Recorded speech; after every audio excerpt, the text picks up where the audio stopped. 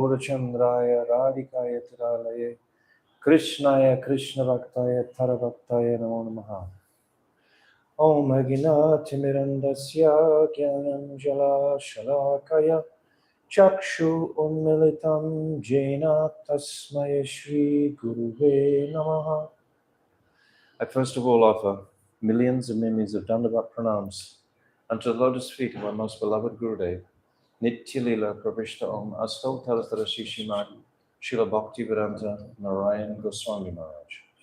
And the same again, millions and millions of times unto the lotus feet of our most beloved Nitya Lila Pravishta Om Astal Talasara Shishimad Srila Bhaktivedanta Swami Srila Prabhupada. And all the Vaishnava and Vaishnavi devotees of the Lord, my Dandavat pranams. So again, a very special day today. It's the Tirubhav of Srila Prabodhananda Saraswati.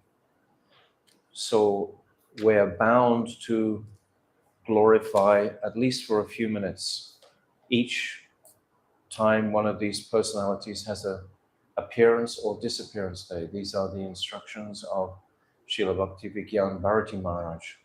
And it's very wonderful to make a habit of always doing this, because we have so many appearance and disappearance days in the world, in the year, and we become familiar with all of these personalities by offering some Pushpanjali each time to them.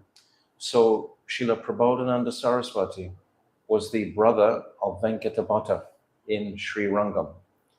And Venkata Bhatta's son is, of course, Gopal Bhatta, one of our 6 Goswamis.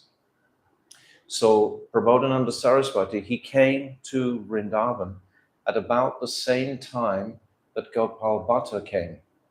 Gopal Bhatta came when he reached about the age of 20 years old, after his parents had left this world. This was the instruction that Mahaprabhu had given him. And Prabodhananda Saraswati, he came around that time also. And he had his kutir at a place called Lukikund, which is in a forested area, just in Kamyavan, very beautiful, secluded, forested area. And in Krishna Lila, Prabodhananda Saraswati is Tunga Vidya, one of the Astasakis. And she's described as being 5 days older than Srimati Radhika. So she's one of the older Sakis. And she was extremely knowledgeable in astrology, all languages, etc. And a very erudite Saki. So Prabodhananda Saraswati, he wrote many, many beautiful books. He wrote the Vrindavan Mahimamrita, which comes in 100 volumes. And these teachings of the glories of Vrindavan are ecstatic to read. So I'm going to read a couple of them just to give you an idea of how special his writings were. So he writes, "O brother, when you close your..." This is from the Vrindavan Mahimamrita. "O brother, when you close your eyes in death, where will your loving wife, children, brothers, relatives, and friends be? Where will your fame be? Where will your pride, wealth, education, control over others, and other powers and opulences be? Where will your good qualities be? O learned and intelligent friend, why do you not renounce these temporary things now and run to Vrindavan?" So very powerful, powerful verse.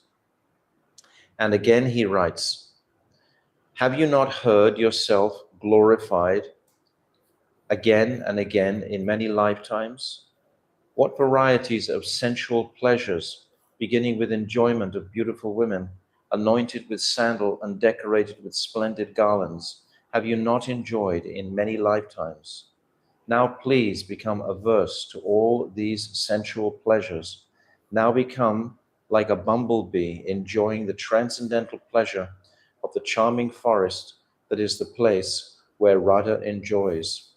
So these are just some examples out of hundreds and hundreds and hundreds of verses that he wrote in the Vrindavan Mahimamrita. He also wrote the Navadvip, a Navadvip Satakam, 100 verses glorifying Navadvip. And he also, of course, wrote the Radha Rasa Sudanidhi, which again is hundreds of verses glorifying Radha and Krishna's relationship and glorifying the Manjaris, the Manjari who is serving Sri Radhika, giving us a window into this very particular focused gift that Mahaprabhu has bestowed upon the jivas of this age, Manjari Bhav. So Radha Rasa Sudanidhi opens up that channel for us very beautifully. Also the Sri Chaitanya Chandamrita, another beautiful book about Chaitanya Mahaprabhu. So all of these books, these contributions to the eternal welfare of our Gaudiya lineage, we are expressing our gratitude today. And he lived in Vrindavan for the rest of his life. As soon as he reached Vrindavan, he never left. And his samadhi is situated just behind Kaliyakrida, near on the Parikrama Marg today. You can go immediately behind the Kaliyakrida, and then there's a very small samadhi there, so you can take shelter there of this extraordinary personality, Prabodhananda Saraswati. And we should never become confused, ever, thinking that he is that person who had the 60,000 disciples in Varanasi. He was also had the same name, Prabodhananda Saraswati, and he had 60,000 followers, and Mahaprabhu purified them of their misconceptions in Varanasi when he was staying at Chandrasekhar's house. So that Varanasi guru is not the same as Prabodhananda Saraswati in Vrindavan. They're completely different personalities. We should never ever become confused about these two people, two individuals. Okay, Prabodhananda Saraswati Dev Ki Jai. So now we're coming to our Jaiva-Dharma subject matter and our Falshruti. And we're back to the first 5 today. Okay, Babaji. पृथ्वीते यथा कथा धर्म नाम चले भागवत कहे सब परिपूर्ण चले. As indicated in Srimad Bhagavatam 1.1.2, all the philosophies on earth which are celebrated as Dharma are utterly deceptive. So Bhaktivinoda Thakur is putting us into a mood of where he's going to go with this entire presentation. It has nothing to do with material dharmas whatsoever. It's going to be addressing just the individual journey to transcendence of the individual sadhak. The whole 40 chapters are only focused on that. Okay. चला धर्म चादिकर सत्य धर्मे मति चतुर्वर्ग त्यजी धर्म चतुर्वर्ग त्यजी धरा नित्य प्रेम गति. One should completely abandon such deceptive dharmas and absorb his mind in true dharma. In other words, one should give up the fourfold goals of material life, dharma, artha, karma, and moksha, and aspire solely for the ultimate destination of nitya prem. So this has been our subject for the last 2 or 3 days of what is the sadhan and sadhan of karma kand, of bhukti, and what is the sadhan and sadhya of mukti. And now we are entering the area of bhakti, and we're considering what is the sadhan and sadhya of Shuddha Bhakti. Okay?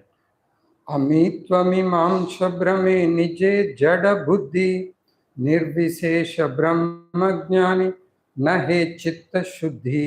Those who are deluded identify themselves with matter.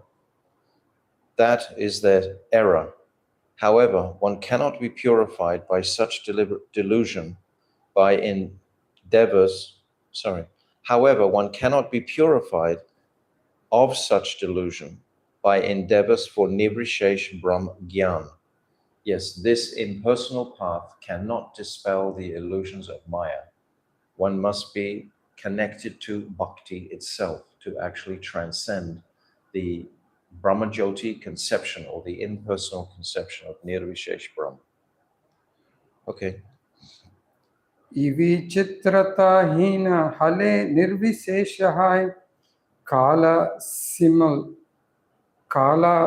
सिमतुल्य सेह अप्राकृत नय. The Mayavadi thinks Sri Krishna to be the subject to to be subject to the limitations of time, such as birth and death, and considers that he is not transcendental. Thus, he rejects Sri Bhagavan's Vichitrata, astonishing characteristics, paraphernalia, qualities, and lila. Through this vicious attempt, he is left with the philosophy of Nirvishesh Brahm. So this spells out exactly the plight of the jiva if he takes to that seeking to merge himself in the Nirvishesh Brahm. Okay, last one. Yes. कंदज्ञाने हेय धर्म आच्छे सुनिश्चय प्राकृत हैले कबू अप्राकृत नया.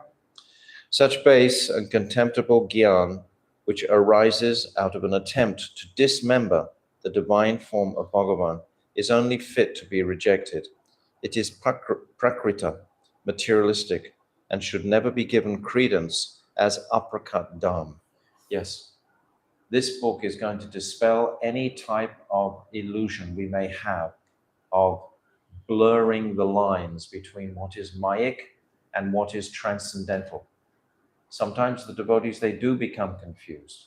They debate and argue about pointless, useless topics which actually don't lead to transcendence, but more just a exercise in verbal gymnastics, in debating and so on.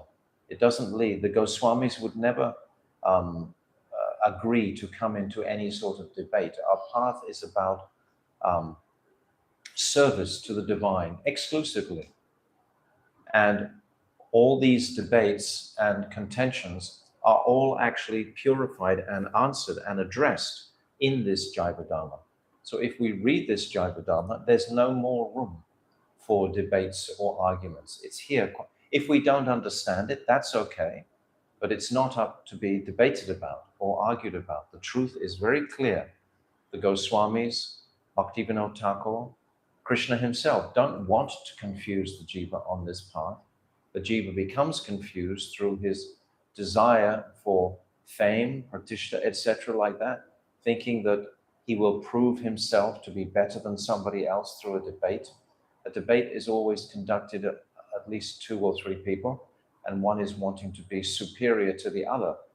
So debates are really worthless. We have the example of Jiva Goswami. He indulged in a debate, but that was to protect the authenticity and prowess of his beloved Srila Rupa Goswami and Sanatana Goswami.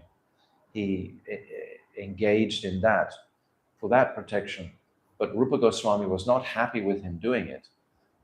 And but my Gurudev says both persons were correct. Jiva Goswami was correct in entering into that debate to prove the correctness of his guru, or to defeat that Digvijay Pandit. And Rupa Goswami was correct in sending him away or in reprimanding him, because he sent him away for another person came. That was, I think that was Ballava Acharya. Vallabhacharya. Ballava Acharya came. And there was some question there. He was wanting to edit Rupa Goswami's Bhakti Rasamrita. And Jiva Goswami purified the misconception of Ballava Acharya. And Rupa Goswami was very angry for that because Ballava Acharya was a senior man and sent him away to that crocodile hole at that time. So this idea of debate doesn't have to happen if we understand and have absorbed this Jaiva-Dharma. There's no room for debate. Okay, so we're back to our topic now. And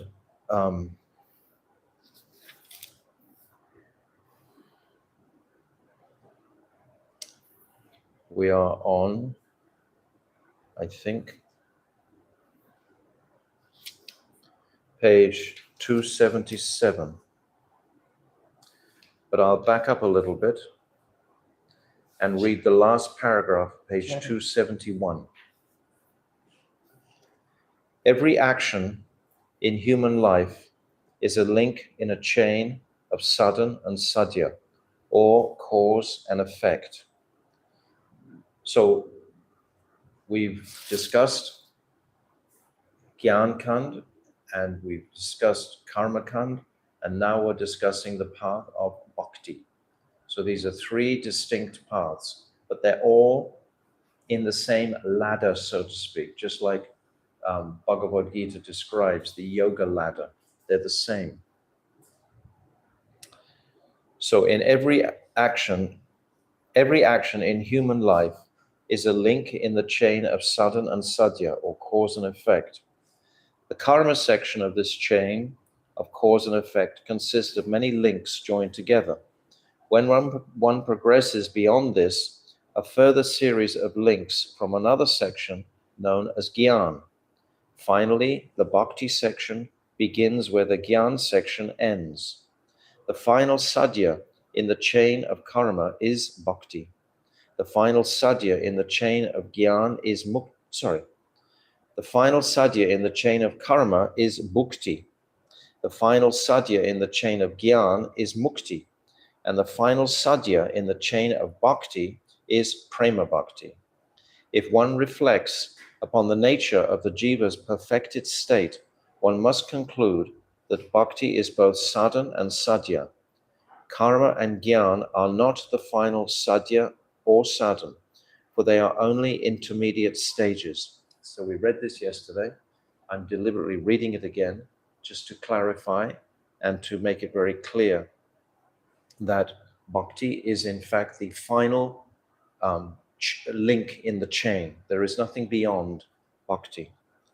Brajanath, there are many statements in the Upanishads that do not establish that Bhakti is supreme, or that it is the ultimate sadhya of attainment. It is said in the Brihad Aranya Upanishad 4.5.15 and 2.4.24, Kena Kam Pashyat, who should see? Whom will they see? And by what means? So who should see the sadhak? Who will they see? What is the sub-object? And by what means? What is the sadhya? It is also stated in the Brihad Aranyaka Upanishad 1.4.10, Aham Brahmasmi, I am Brahman, I am Brahm. It is said in the Aitareya Upanishad, Pragyanam Brahm, consciousness is Brahm. And in the Chandyoga Upanishad 6.8.7, it is said, Tattvam Asi Svetako Keto, O Svetaketu, you are that Brahm. Considering all these statements, what is wrong in regarding mukti as the supreme sadhya? Rajanath is a very intelligent person, as we have been, it's been described by Bhaktivinoda Thakur. Bhaktivinoda Thakur is appealing to our intelligence, to the highest intelligent factor. Consciousness needs to be raised to understand bhakti. So now these sharp, clear questions from Shastra need to be purified if we're going to embrace it with full heart and conviction. Babaji, I have already explained that there are many different types of sadhya according to different tendencies. One cannot accept the validity of mukti as long as one has any desire for bhakti. And many of the statements in Shastra are written for people on that level. For instance, the Apastamba Shrota Shutra 211 states, Bilva, Akshayam havai chaturmasya yajinaha. those who observe the vow of Chaturmasya obtain perpetual residence in heaven. So that's interesting for our Yes. vrat for this month, these next 4 months. Does this mean that mukti is a worthless goal? The karmis desire only sense gratification. They cannot discover the recommendations from Shastra for mukti. But does that mean that mukti is not described anywhere in the Vedas?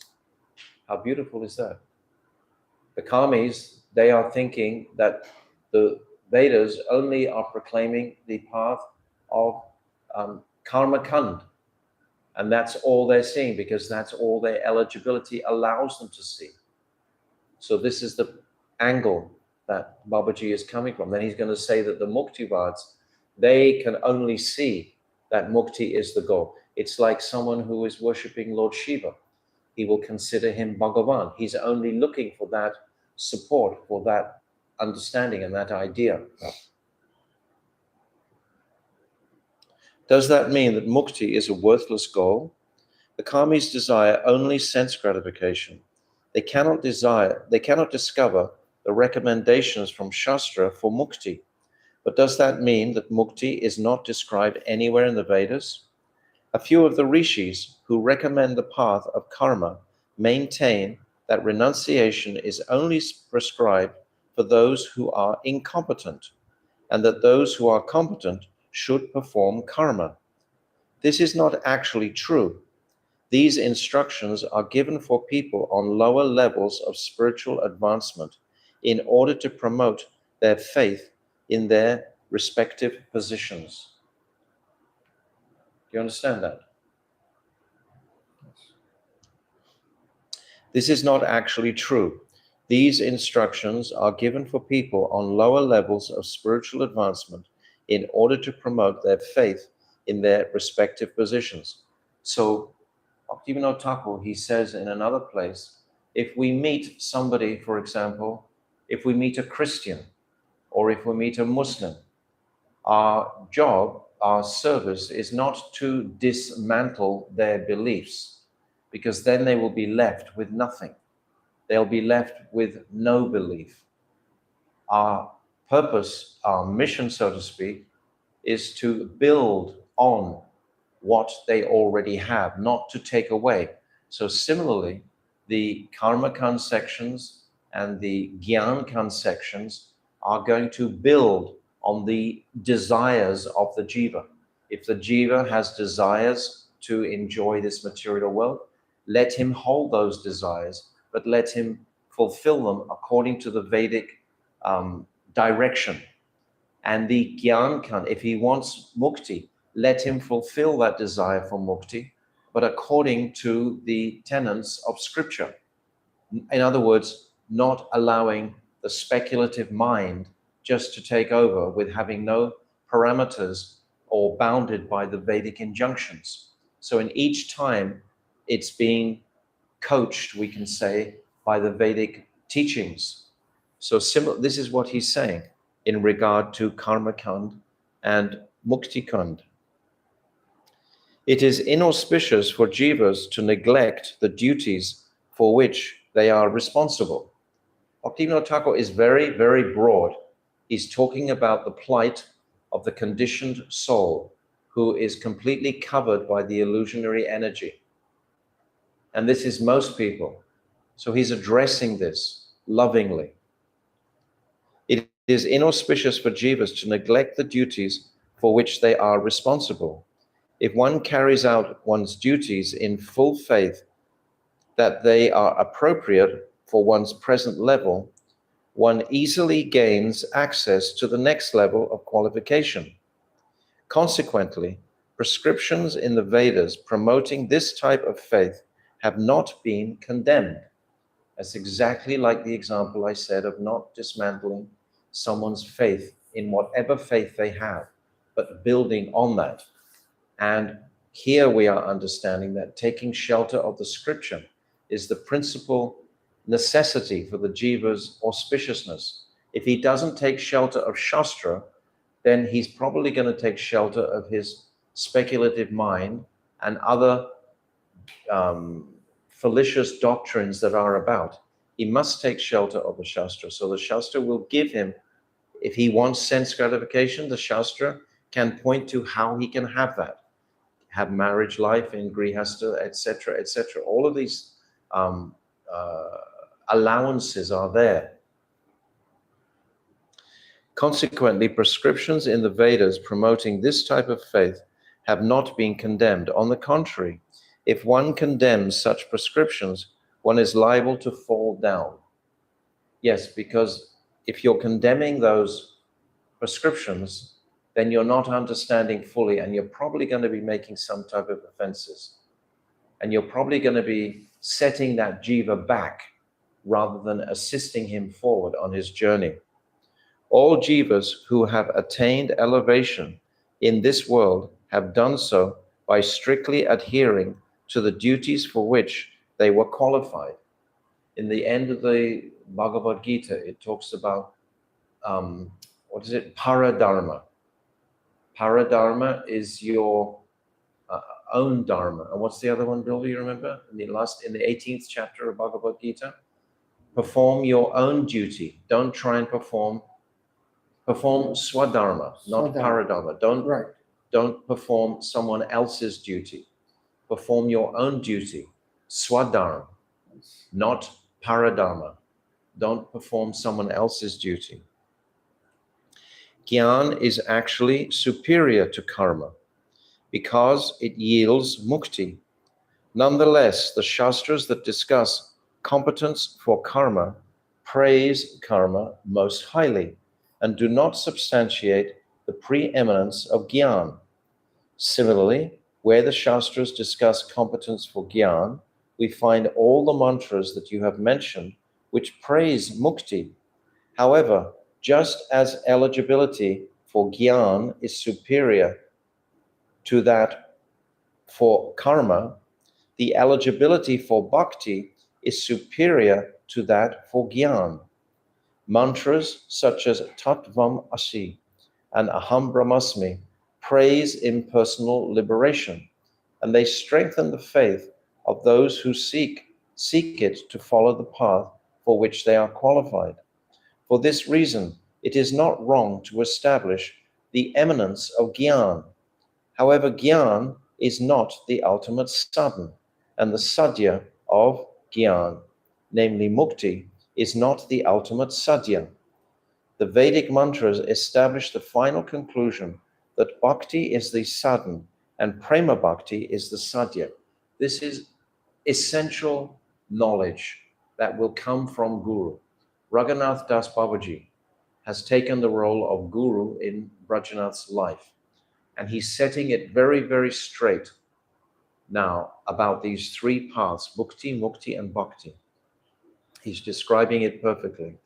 And without this superior intelligence of the Guru, who is self-realized, guiding the neophyte conditioned soul, the neophyte conditioned soul cannot understand, cannot reach these topics. Do you understand what this is all said? This is said that the Shastras are filled with statements about karma kand, about enjoying the material senses. If that is the desire of the sadhak, to increase his material opulences, then everything he looks at in Shastra will be directing him to that end. He will be reading that and appreciating that and seeing that. and it'll be convincing him, yes, the Shastras are correct because they're giving me what I want, which is sensual pleasures. It's directing me towards swaga, digging wells, planting trees, etc. Yes, the Shastra is my friend. They are getting faith in Shastra because it's fulfilling their immediate desires. But when his desires become expired in that direction through the practices that are delineated in the Vedas, because they will expire, the sadhak will become tired of sense gratification. He will tire himself from that. It's like, why are the demigods queuing up to take birth in Kali Yuga? To access these truths of Mahaprabhu. Even though they're in Swagaloka, they've understood that actually those material pleasures aren't giving the final ingredient in the heart of Shuddha Bhakti. They intuited that. Therefore, they want to come here and practice this pure bhakti under the guidance of Mahaprabhu's teachings. You understand? Clearly, Yes. clearly, simple. So this is what's been explained by Raghunath Das Babaji to Brajanath. Brajanath is a very smart person, and he knows that in the scripture there are so many injunctions leading to the pleasures of mukti. So if you've come from karma kand, then you go to gyan kand, and then the fruit of that is mukti. And yes, perhaps for a number of lifetimes, you're only reading about mukti in the Shastra, because that is your driving ambition. But when that desire is purified by the association of a Shuddha Bhakta, only by this association of a Shuddha Bhakta is that desire from, even I know many people who are thinking that they're practicing bhakti, but in their hearts, their goal is actually mukti. They actually believe that going back to Godhead, for example, means a glorified state of mukti, that then they won't have any more material suffering. Going back to Godhead means that divine Amala Prem Seva to the divine couple, Radha and Krishna in Vrindavan, and all its many aspects within the Rasa Tattva area that have to be absorbed and understood if one wants to actually serve in Goloka Vrindavan. But I know many bhaktas, and they actually consider that going back to Godhead means just a glorified liberation place. That's what they're considering. That will be their happiness. So that will be their destination. They will be muktivads in their next birth also, until they come in contact with a tattva rasik Vaishnava who can actually, tattvavit rasik Vaishnava who can actually point them in the direction of Shuddha Bhakti. Shuddha Bhakti is a very esoteric place. The heart has to want that. If the heart is wanting material pleasure underneath the facade of bhakti, then the goal, the sadhya, is going to be mukti. It's not going to be bhakti. Even though they're saying bhakti, bhakti, bhakti, but if they don't really know what is bhakti. Before we began this series of classes, we started from the first chapter of this Jaiva-Dharma, and for a couple of 3 weeks before that, we studied one book by Bhaktivinoda Thakur called Bhakti Tattva Vivek. In this little book, there's 4 chapters. These 4 chapters take the 4 lines of the verse, Anyabilasita Shunyam is 1 chapter. Jnana Karmadi Anavritam, that's chapter 2. Anukulyena Krishnanu Shilanam, that's Bhakti, that's chapter 3. And Uttam, this Uttam Bhakti, is chapter 4, and it's going very carefully through all these chapters of what is Uttam Bhakti. It's dispelling this misconception that mukti has anything to do with it. So Raghunath Das Goswami in this page, what I've just read tonight, are very beautifully describing this exact point, that bhakti is actually the highest end. Brajnath, the mantras that I quoted are principal statements of the Vedas known as Mahavakyas. How can the sadhya and sadhan that they put forward possibly be extraneous? Okay, it's a good question. He's convinced because of his training, because of his conditioning, that these Mahavakyas have absolute efficacy. They're absolutely correct. And actually, they are correct. But for those who desire that sadhya, they are correct. They're correct for those people who want some type of sensual pleasure, like swaga. For those people who want liberation, mukti, they are correct. But they're not correct in the path of bhakti. Raghunath Babaji will explain. The Vedic statements you quoted just a moment ago are not described as Mahavakyas anywhere in the Vedas. It was Sankaracharya who declared that these were Mahavakyas. Yes. In the Vedic Shastras themselves, they're not declared. Every line of Srimad Bhagavatam is a Mahavakya. Every single line of every single verse of Srimad Bhagavatam is a Mahavakya, because these 9 first cantos are all bringing us to a place of Shuddha Bhakti.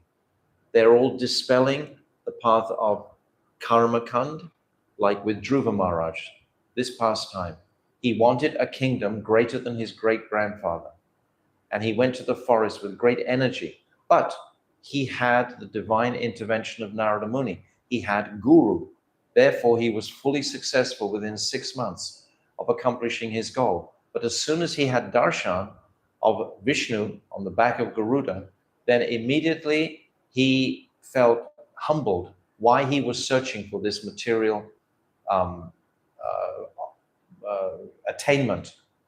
So he was following the path of Sakam Karma Yoga. But then when he saw Krishna, then all of that was actually purified, even though Krishna allowed him to fulfill that desire. So in the Bhagavatam, again, it's describing this path. And then we have so many teachings about the various lives of the demigods and the difficulties that they undergo to purify this desire for attaining Swagaloka. This is also there very clearly. Can we turn that down a little bit, the AC?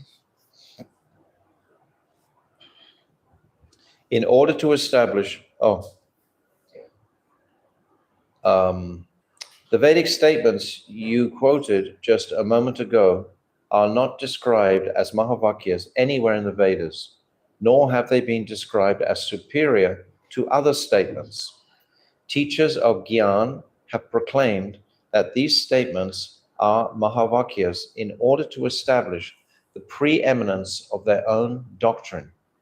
But in reality, Pranav, Om, is the only Mahavakya. All other Vedic statements relate only to particular aspects of Vedic knowledge. It would not be incorrect to refer to all the statements of the Vedas as Mahavakyas. This is what I've just said. All the statements of the Srimad Bhagavatam are Mahavakyas. However, it is dogmatic to single out one particular statement of the Vedas as the Mahavakya and to label all others as ordinary. Those who do so are committing an offense to the Vedas. You've got to take the number up. Yeah, that's it.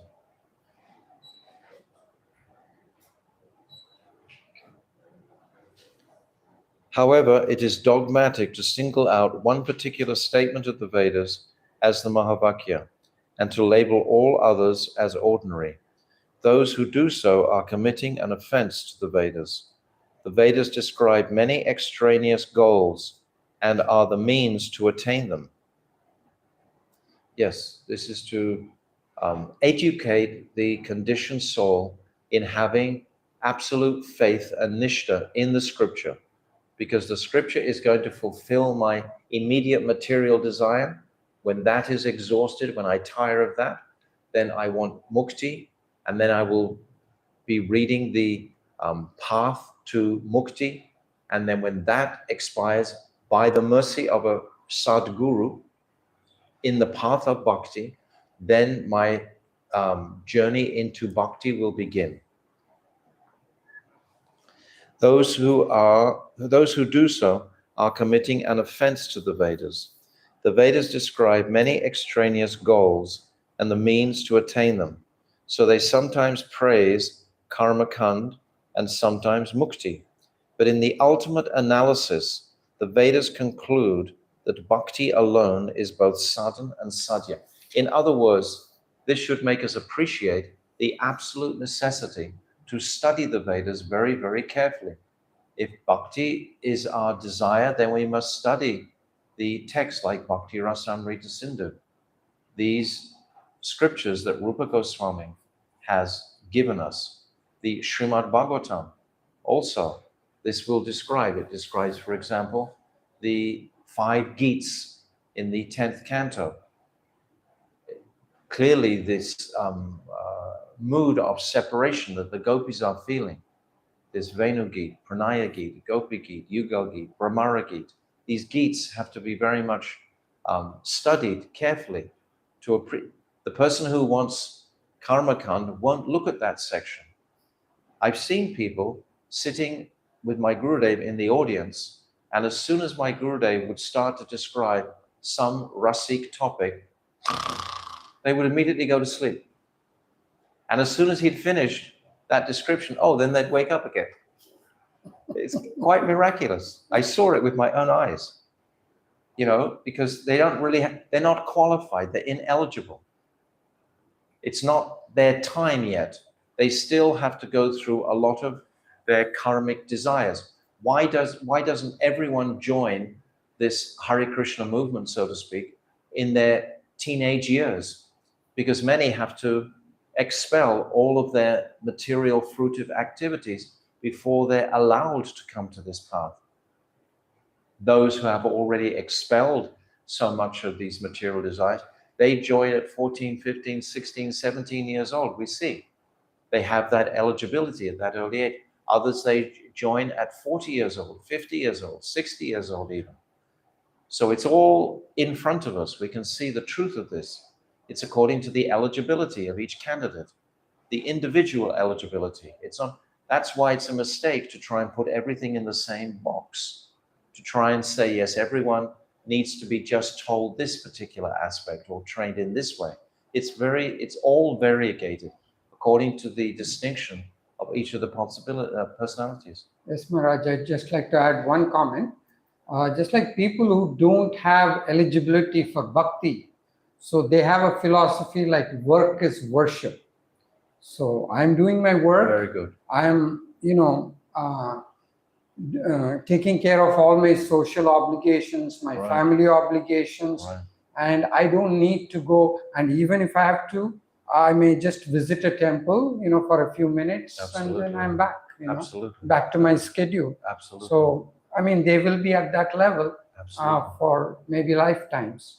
Absolutely. And that is why we read today in the Falshruti that all these dharmas are deceptive, because they are following the dharma of the social order in that regard. They're going to the temple, they're doing all these material activities, thinking that I'm increasing my sukritis, and so they don't know exactly why. They don't know where they're going. They're not educated, are they? It's their lack of education. And this is where Jaiva-Dharma steps in to educate. Raghunath Das Babaji, he's educating here. He's educating Brajanath.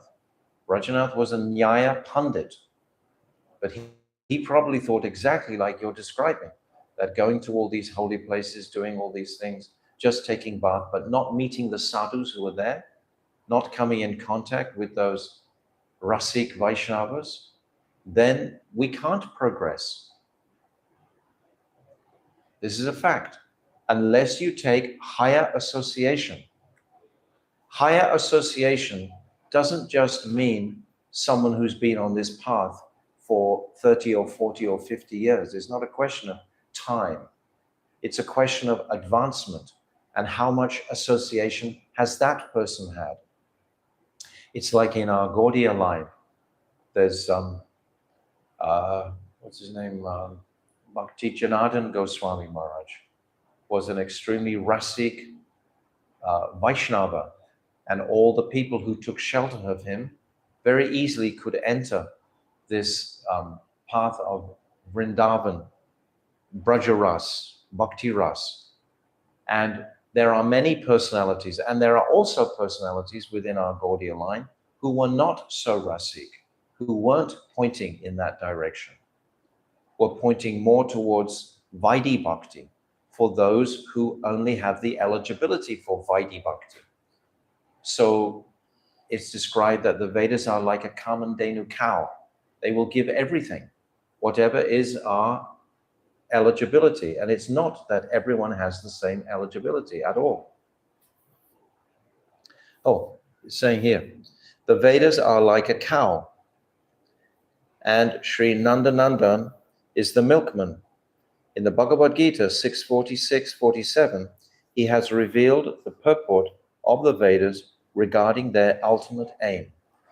Tapasvibhyo diko yogi jnanibhyo pi mato dikaha karmibhyas chadiko yogi tasmad yogi bhavarjuna yoginam api sarvesham madgatenantaratmana shraddhavan bhajate yomam same yuktatamo mataha. O Arjuna, a yogi is greater than all types of ascetics, fruitive workers, and those who cultivate impersonal knowledge, aiming at liberation.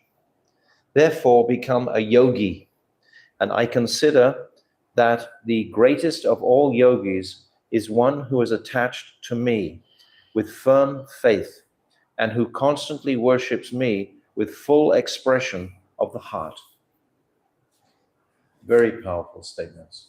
Now, certainly we can say these are Mahavakyas. These are the most powerful statements. There's no room for error here. It's direct. It is said in the Svetashvara Upanishad 6:23, Yasya deve para bhaktir yata deve tata gurau tasyaite katita hyarta prakashante mahatmanaha. all the confidential purports of the Vedas are fully revealed to that great soul who has the same para bhakti as his Gurudev, as he has for Sri Bhagavan. So the nishta that Guru has for Bhagavan is the same nishta that we should have in Guru, to understand he is non-different to Bhagavan. This essential ingredient we discussed yesterday was Guru Purnima, and I went through the whole of the Jaiva-Dharma, showing how all of Jaiva-Dharma is supporting this Guru-Shishya principle. So here we have again the same with Gurudev. Unless we can understand that Guru is the pinnacle and Guru has bhakti, Bhaktya sanjataye bhaktya. Bhakti only comes from the heart of one who has bhakti. That is where it comes from. But it's a very sensitive commodity. So we have to sift through the scriptures because we have our heart's inclination. I can remember one commentary of my Gurudev in the Gopi Geet. He's saying it seems like the heart and mind are on one side of the sadhak, and Guru, Sadhu, and Shastra are on the other side. In other words, we have an inclination to go in a mayic direction. Almost it seems like natural. I want to do something that is not going to help my bhakti. I want to go and watch a video that has nothing about bhakti or something. I want to take some unoffered foodstuffs. I want to do something completely set. It seems like my heart is on that side. So how to bring the heart to Guru, Sadhu, and Shastra? That is the whole sensitive journey. And if you're fortunate enough to be born in a family of bhaktas, then that indicates your great Sukriti and Sanskar from previous births and your eligibility. And if you're not, then you have to very much absorb yourself in Shastra to fully, with the intelligence at least, to be understanding clearly what is the path. And with my intelligence walking forward, and with the absolute hope and conviction, this Ashabandha, that with my intelligence, if it's going in the right direction, Krishna will support. Ananyas chintayanto mam ye jana pirapasate, that Krishna will support what I lack, and he'll, what is it, nourish what I'm deficient in. Yes, he will provide what is lacking. Provide what is lacking, yes. So I have to have this faith. It is said in the Gopal Tapani Upanishad, Purva Vibhag 2.2. Bhaktir asya bhajanam tat iha murtopadi nairasye naiva musmin manasa kalpanam etad evacha naishkarmyam. Bhakti performed for the pleasure of Sri Krishna is known as bhajan. The actual word bhaje means to serve. That's what it comes from. It's the service. So on the other parts, who is the object of service? In Karmakand, the object of service is you. It's very selfish. In Mukti, who is the object of service? It's again you. So this transition from looking to nourish our own self rather than to please and serve the Supreme Self, this is the huge crossover between material life and devotional life, between karma and jnana and bhakti, this not focusing on myself. So that requires a great amount of effort on the part of the sadhak. Not only effort on the part of the sadhak, but intervention by Sadguru. Only Sadguru can make that arrangement for the sadhak to become inspired towards the path of bhakti. This means to give up all desires for enjoyment in this world and the next. Now it's a very deep sentence. All desire, sleeping is a desire for enjoyment. Eating is a desire for enjoyment. These are all desires for enjoyment that the bhaktas will do because they're focusing their energy on serving Krishna. But still, if you're not focusing your energy on serving Krishna, then this sleeping can be just like going into Tamagun and Maya. And the attraction to eating more than is necessary for the body. Why would someone want to eat more than what is necessary for the bodily functions, except to enjoy the expansion of his stomach, to enjoy the taste of his tongue, right? So we mustn't be confused about, even though we can't follow this, still we should know what the truth is and own up and acknowledge, yes, I'm not qualified. Therefore, let me perform for what I am qualified for. This is what Bhaktivinoda Thakur is saying in the beginning.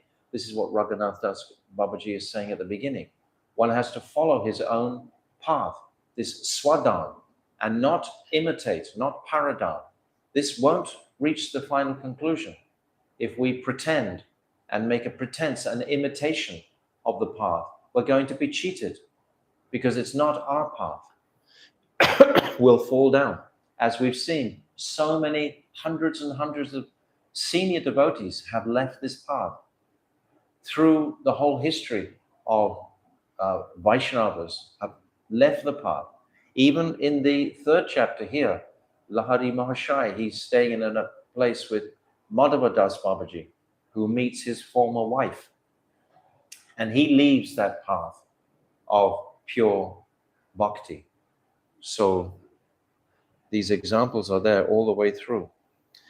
This means that to give up all desires for enjoyment in this world and the next, that means I'm not thinking that I'm doing, or I'm going to the temple. This is like you just described.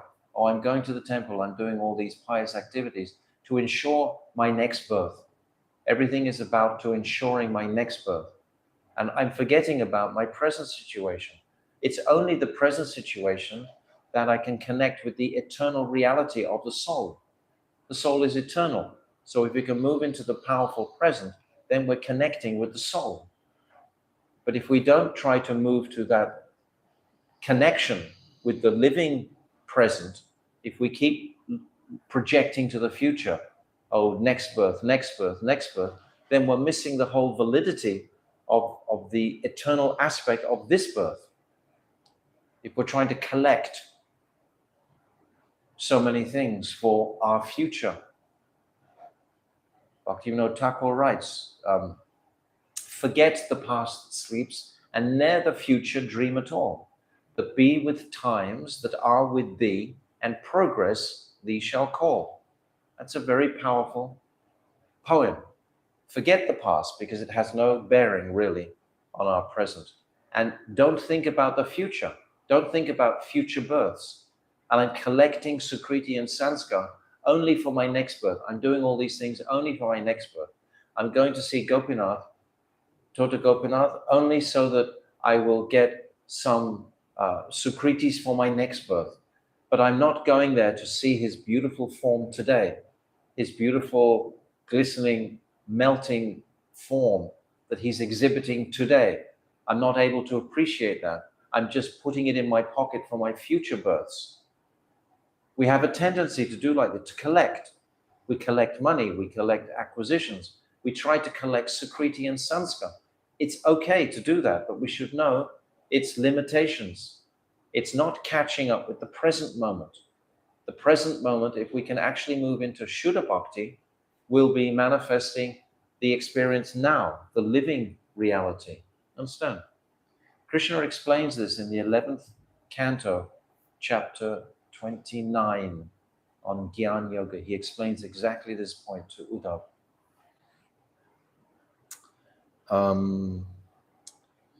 This means to give up all desires for enjoyment in this world and the next, to dedicate one's mind unto Krishna, and to develop a feeling of complete unity with him because of an overwhelming sense of prema. Yes. Dedicate complete desire to Krishna in the present. This bhajan also entails freedom from all result-orientated activity. All result-orientated activity. That means I'm not going for any other reason except to glorify Krishna. I'm not going thinking, I'll get some brownie points. I'll get something extra if I go to the mandir today. That's not bhakti. That's not pure bhakti. That's looking to the future result. You understand? It's a deep transition to the present. Because in the present, if my focus can be cultivated by pure guru to the object of Krishna and his beauty and his speciality, because this is why do all the acharyas continually bring in the aspect of lila. They're constantly describing them. As soon as the lila starts to be described by guru, then immediately all the hearts melt instantly. I've seen it so many times. As soon as my Gurudev would start to speak about the lila, everyone would be entranced, and right there, they would be living in that reality of being with Krishna at that moment. But then as soon as the lila stops, they immediately jump back to the security of their various material acquisitions, mind and identity, and so on. But the idea is to purify that forever and to go forward into Shuddha Bhakti. So we'll just finish this little section here and then we'll stop. Okay, it is said in the Brihat Aranyaka Upanishad 148, Atmanam eva priyam upasita. One should worship the Supreme Soul, Sri Krishna, as the dearmost object of one's affection. Only this is going to purify the consciousness. In the Brihat Aranya Upanishad 456, it is also said, Atmava are drashtavya srotavyo mantavyo nidhi dhyasitavyaha. O Maitreyi, one should see, hear about, think of, and meditate upon the Supreme Absolute Truth Paramatma. That's not Maitreya, by the way. Don't become confused with that. It's the wife, Maitreyi. This is a female here. When one studies, who's the husband of my tree? Bilva, you remember? Okay. When one studies these Vedic, I think it's I can't remember his name. Somebody will have to. I'll probably remember it later on. A great rishi, his wife. Yagyavalkya is addressing his wife, Maitreyi. Okay. When one studies these Vedic statements carefully, it is clear that bhakti is the best form of sadhana. So I'm going to leave it there for today. That was an incredible part of the Jaiva-Dharma, I thought. Really beautifully described by Bhaktivinoda Thakur. Dispelling any misconceptions that we might have in the speculative area of where we can find, because we are by nature pleasure-seeking individuals. Ananda Vyasat, we have to have pleasure. We have to have pleasure to survive. So if my pleasure is of a lower level consciousness, I have to own up to that. If it's karma kand, yes, I have to follow that path. Therefore, we can't berate those materialists. We can't berate those, we call them karmis, who are on that karma kand path. We can try to encourage them, but they have to be inspired themselves. We say this expression in English: a man convinced against his will is of the same opinion still. If you try to coerce this, I've said this throughout, we have to present this philosophy with absolute love and affection, because that's the only place where the real response is going to come from. If it's presented in a mood of coercion, you're going to get like something that's out of sync, or a bit like a robot that's not really functioning properly for itself. It has to be with love and affection.